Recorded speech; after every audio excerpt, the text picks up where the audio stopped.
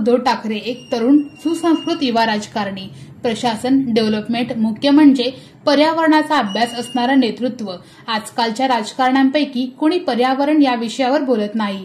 अरे जंगल वाचवणे असो, प्रदूषण असो, मुंबईत पावसाळ्यात तुंबणारं पाणी असो वा मुंबईतील खड्डे, आदित्य ठाकरेंनी नेहमीच अभ्यासपूर्ण पत्रकार परिषदा घेतल्या आहेत पण दुर्दैवाने नेहमीच मसालेदार बातम्यांची आवड असणाऱ्या आपल्या मीडियाने त्या गांभीर्याने घेतलं नाही। आदित्य ठाकरेंनी आणलेल्या मुंबईतील राणीच्या बागेतील पेंग्विनवरून विरोधकांनी खिल्ली उडवली, पण तेच पेंग्विन आज मुंबई महापालिकेला लाखोचा महसूल देत आहे। बेस्ट सेवा असो, आरोग्य सेवा, मुंबईसाठी स्वतंत्र पाण्याचं धरण, कोस्टल रोड, यूपीएससी, एमपीएससी सारख्या उच्च दर्जाच्या सुविधा आदित्य ठाकरेंच्या माध्यमातून मुंबईला मिळाल्या।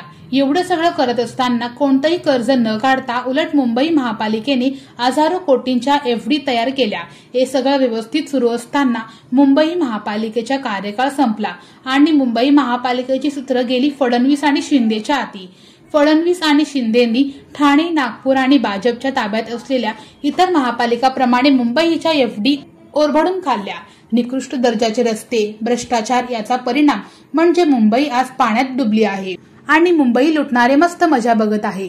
आजही मुंबईत तुंबल्यानंतर आदित्य ठाकरे आणि शिवसैनिक मुंबईच्या रस्त्यावर मदत करण्यासाठी उतरल्याचं दिसून आलं।